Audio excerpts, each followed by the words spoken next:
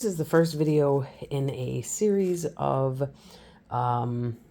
seed table talks that I'm going to be doing. And we're going to start with a flower seed haul that I was able to make thanks to some holiday gift cards to Baker Creek.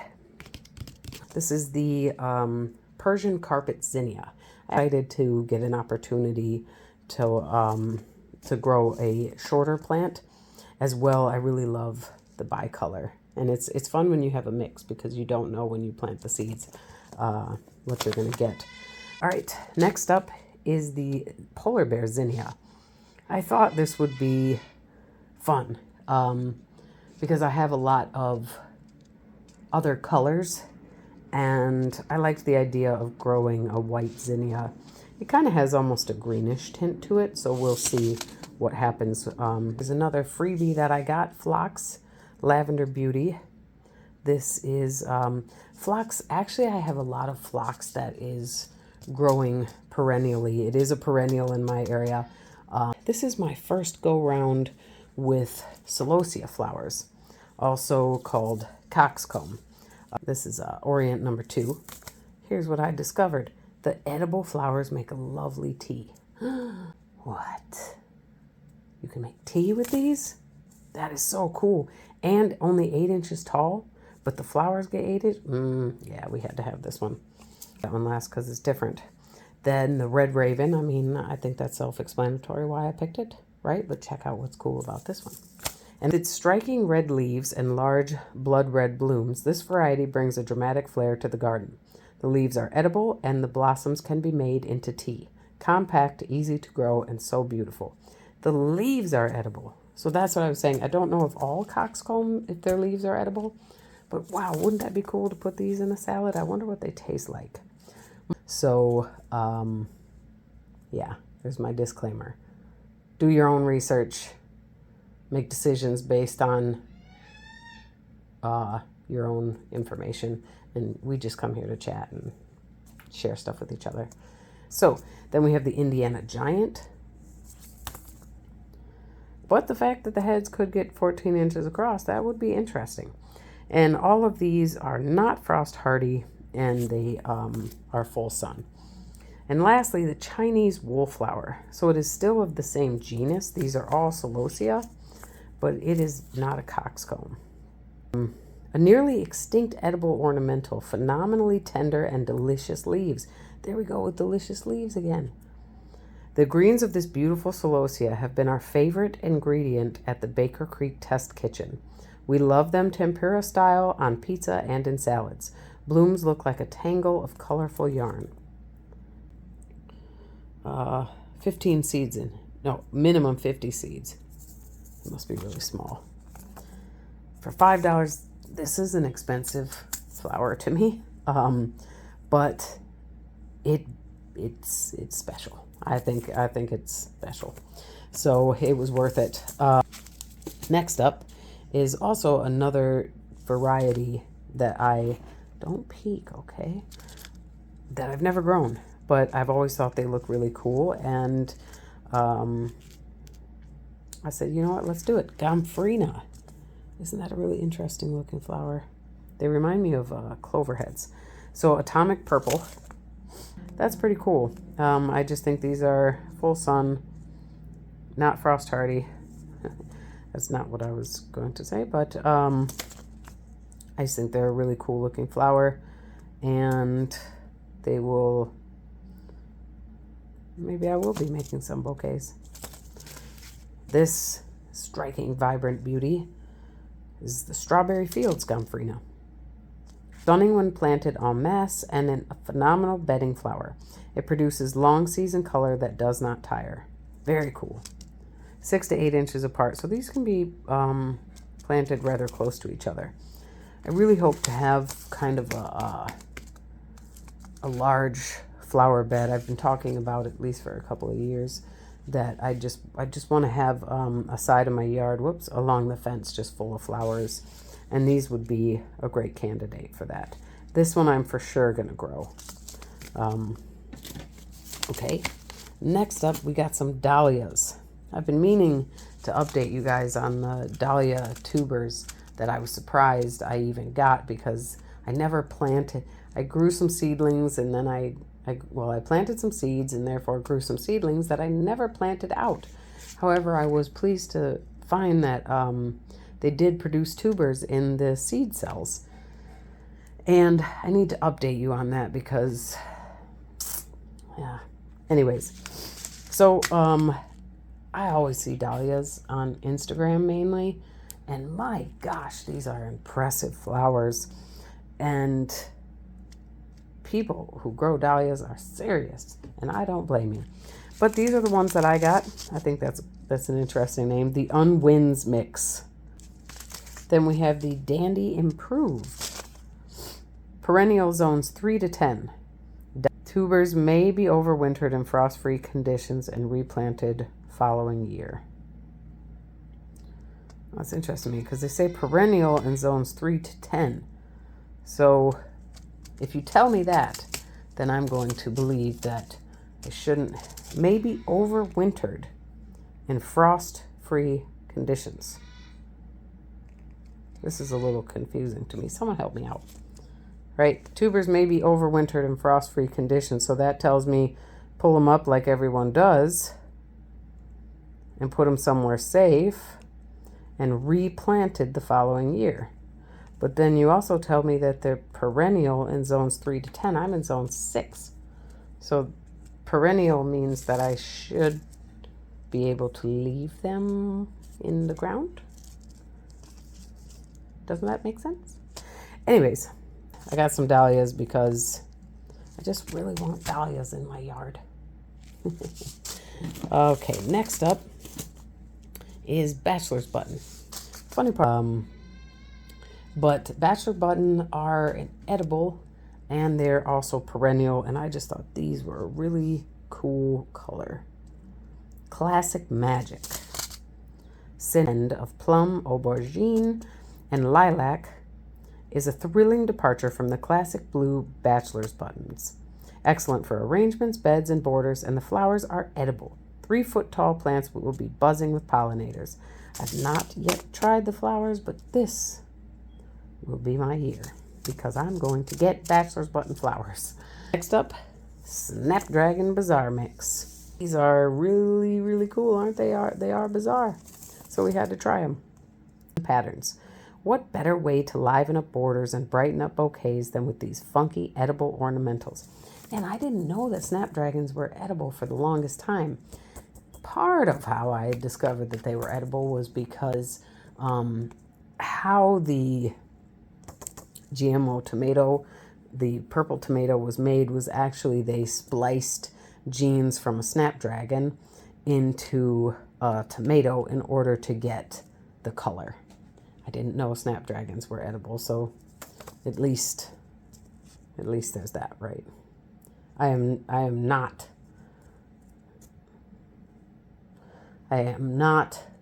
for GMO crops. Hybrids and GMOs are two totally different things. GMO occurs, genetically modified organisms or bioengineered organisms occur in the lab. Hybrids occur naturally as well as in the lab, or you can go hybridize GMO. People will argue that GMO is genetically modifying also occurs naturally, and we could, sit there and splice the words all we want, but I'm going to refer to genetically modified or bioengineered organisms as things that are done in the lab. So genetically modifying is splicing genes. So hybridizing is not GMO, and hybridizing occurs naturally. A lot of the foods that we eat are the result of hybridization in the wild. And we have the Pansy Historic Florist Mix. Pansies are classic, and you should definitely have them in the garden. I've underestimated them in the past when I first got back to gardening. You know, sometimes you feel like I just want all the amazing flowers, but these guys really, like, they grow and grow and grow, or they bloom and bloom and bloom. And that's something that I really value, is a flower that blooms long term. I love all flowers. They're magic to me. They're really true beauty. And I mean, I think I say everything in nature is magic, but flowers are just, they're the fairies out in your garden. Yeah. So I love all flowers, but gosh, when you have a flower that only lasts for like 2 weeks, it's like, bah, bah, bah. So to find flowers that last a long time is really special. And they are frost hardy. They definitely are frost hardy, and they plant this in their garden. If you got a spot, they are very small. So put them somewhere where they're not going to get buried by something else. They're also great for the top level of a green stalk. And since they're so small, they don't need as much space, which also means they don't need as much soil. So you can put them in more shallow containers. But again, I still have not tried the blossoms, but definitely this year we're going to do those. Okay, Panorama Red Bee Balm. I have spotted bee balm and regular bee balm, and you know, I thought, why not give a different variety of bee balm a try? And I know that the pollinators love bee balm. It says 6 to 12 hours full sun, but I've found that at least spotted bee balm can take some shade. Frost hardy, absolutely. There is my spotted bee balm. This winter I'm going to be posting some throwback videos from the summer, because why not? I never posted them and I still want to. And for those of us who are in the cold, it's fun to look back at the things that we are missing and we'll soon see. And that being said, I'm gonna excuse me. I'm getting over a cold, but I feel like I just inhaled something. I gotta find this video of, I believe it's called the giant black wasp, and they love the spotted bee balm. Now, stock. I've never grown stock before, but I heard, and I even heard recently, that they smell amazing. Quartet Marine, and I think they're beautiful, and I just wanted to give them a shot. And the blooms are edible. Plants average 18 to 24 inches tall. Again, edible blooms. Oh man, we need to do some flower tasting. Hollyhock. Majorette double champagne. So I got these in part. I was thinking about my great aunt. She loves hollyhocks, and I would just like to grow these, and maybe grow some for her as well. Maybe they'll take them. I just want to try them because they're beautiful. Coleus. Now, I've saved seeds for coleus the last couple of years. Last year, I had 55 plants that grew. And I up-potted, I grew them all in a small pot. I put all the seeds because they're so small. And I was able to up-pot 55 teeny tiny little plants. And just about all of them survived. And then I barely planted them. I get a little overzealous. But they're kind of the opposite of the flowering plants we all flock to. Or we all hollyhock to. Or that we want to keep in stock. Don't feel balmy towards me because I'm being corny. Because those plants, their plants are meh, and their flowers are like, wow. But these guys, their leaves, their plants are like, wow, and their flowers are like, meh, you barely. Baby's breath, carmine pink. So I had a shade blend flower mix that I sowed in bed C, which in my back garden, it's the far left one that I currently have full of garlic. And that gets the most shade. That's one thing that grew really, really well there was baby's breath. And they were white, which is what we're typically used to. It was just really beautiful. And I wouldn't have thought ever to grow baby's breath. But it was really cool. It was so pretty. And I did save seeds from it. So when I saw this and I saw pink baby's breath, I thought, gosh, yes. Last but not least for the flowers, the blue disc African daisy. I have been wanting to grow this flower ever since I laid my eyes on it a couple of years ago. Help me out, folks. That looks kind of blue. Okay, blue eyes, still blue eyes. Okay, all right. I've noticed that in the flower and the plant world, that blue is, a lot of flowers that are called blue are purple to me. They are definitely purple. In fact, when I had my large orchid collection, rest in peace, I really wanted to try and find and grow blue flowers. Try and find the truest blue orchid, which was, there are a lot of them, but it's not common because they're often just like purple. Like I've seen flowers that are more that edge color than that dark, because even that is blue, but it's borderline purple to me. I mean, if that was broccoli, we'd probably call it purple sprouting broccoli. Would we not? Anyways, when I think blue, I think blue. Yes, I got me some. Okay, so anyways, so there you have it. That's my seed haul.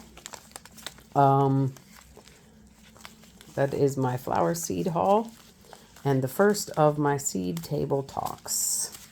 I'm excited because we're going to grow that one, that one, that one, that one, that one, that one, that one.